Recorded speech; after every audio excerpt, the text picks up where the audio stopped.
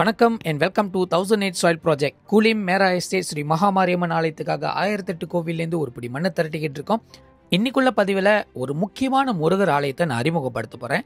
இது பலருக்கும் தெரியாத ஒரு ஆலயமாக தான் இருக்குது. ஸ்ரீ சிவ சுப்பிரமணிய ஆலயம் தாப்பா எஸ்டேட் தாப்பா ரோட் பேரால் இருக்கின்ற 960வது ஆலயத்திலேருந்து ஒரு பிடி மண் எடுக்க வந்திருந்தேன். அப்போ உள்ள முருகரை பாருங்க.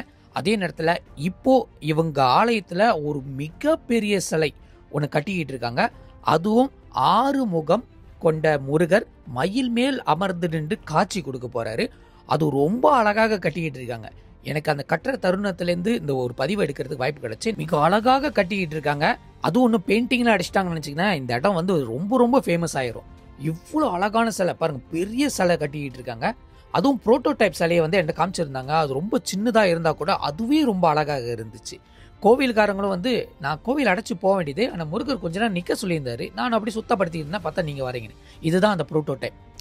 இந்த காட்சியை பார்க்கறது கண்டிப்பாக பக்த பெருமக்கள் கண்டிப்பாக வரணும் இந்த ஆலயத்துக்கு. இந்த வேலையில் டெம்பிள் மேனேஜ்மெண்ட் நன்றி தெரிவிச்சுக்கிறேன். அடுத்து லங்காப்பில் இருக்கின்ற ஸ்ரீ சுப்பிரமணியர் ஆலயத்திலேருந்து ஒரு பிடி மண் எடுக்க வந்திருந்தேன்.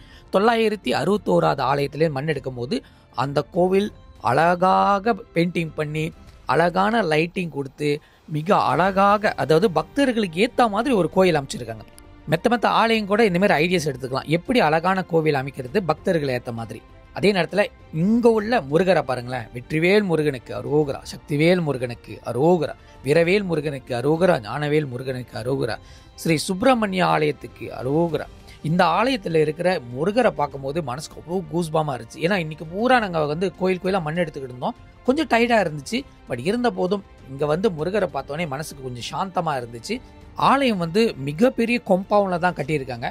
முருகருக்கு ஏற்ற மாதிரி, அது பக்தர்கள் ஏற்ற மாதிரி அந்த கொம்பவுண்ட் அழகாக அமைச்சு வச்சுருக்காங்க. அது மட்டும் இல்லை, இந்த கோவிலுக்கு பின்புறத்தில் ஒரு மிகப்பெரிய தேவானம் இருக்குது.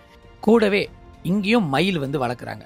பல முருகர் ஆலயத்தில் கண்டிப்பாக மயில் வச்சுருப்பாங்க. அதுவும் இவங்க பராமரிக்கிறது பார்த்தாலும் ரொம்ப அழகாக இருந்துச்சு. ஏன்னா சுத்தமாக இருந்துச்சு அந்த இடம்.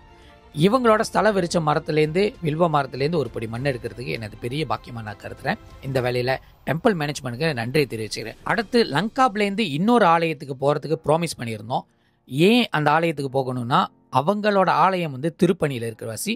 ஸோ நேராக திலோயிந்தானில் இருக்கிற இந்த தேவி ஸ்ரீ மகாமாரியம்மன் ஆலயத்துக்கு போகிறதுக்கு வாய்ப்பு கிடச்சி.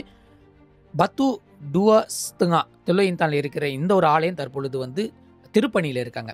அது மட்டும் இல்லாமல் இந்த எல்லையில் இருக்கிற ஒரு முனீஸ்வரர் சாமியும் இந்த இடத்துல ரீலொகேஷன் பண்ணுறாங்க. அதுக்குண்டான வேலைகள் நடந்துகிட்டு இருக்கு. சுமார் 100 வருஷத்துக்கு முன்பு வழிபட்ட அந்த தெய்வத்தை இன்னமும் வச்சு பராமரிச்சிட்டு இருக்காங்க. அந்த தெய்வத்தோட முக வடிவமும் அவங்களோட அம்சத்தும் பாருங்களேன்.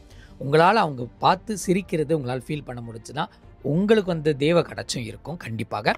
இந்த ஆலயம் தற்பொழுது நிறைய விஷயத்த அப்கிரேட் பண்ணிட்டு இருக்காங்க.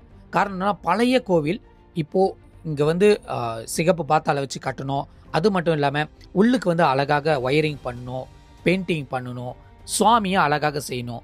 அது மட்டும் இல்லாமல் சில கோயில் தான் இது அமையும். அதாவது ஒரு பாயிண்டில் நம்ம நின்றோம்னா 3 சாமியும் ஒரே நேரத்தில் வணங்குற அந்த பாயிண்ட்டை இந்த கோவில்லையும் வச்சுருக்காங்க. இந்த கோவிலில் எதெல்லாம் ரிமைன் பண்ணுமோ அதெல்லாம் ரிமைன் பண்ணுறாங்க. உதாரணத்துக்கு தூண் எல்லாமே ரிமைன் பண்ணுறாங்க. ஆனால் மேலுக்குள்ள விஷயங்கள்லாம் மாற்றுறாங்க.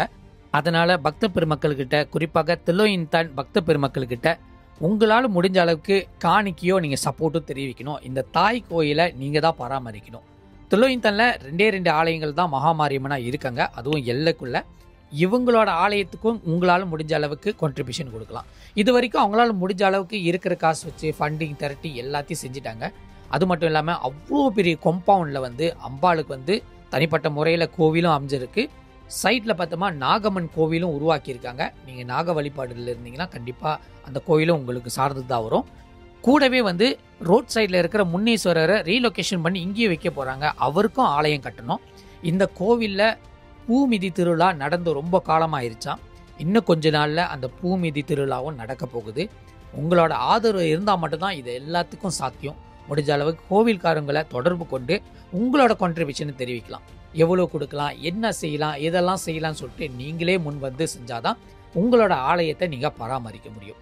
இந்த ஆலயத்தோட ஆதிகால புத்து மண் நம்மளுக்கு கொடுத்துருந்தாங்க. இந்த வேலையில் டெம்பிள் மேனேஜ்மெண்ட்டுக்கு நான் நன்றிகளை தெரிவிச்சுக்கிறேன். ஓம் சக்தி பராசக்தி, ஓம் சக்தி பராசக்தி, ஓம் சக்தி பராசக்தி. எல்லாம் வல்ல அம்பாள் நம்மளுக்கு துணையாக இருப்பாங்க, பாதுகாப்பாங்க. இந்த பதிவை பார்த்த எல்லாருக்கும் நன்றி தெரிவிச்சுக்கிறேன்.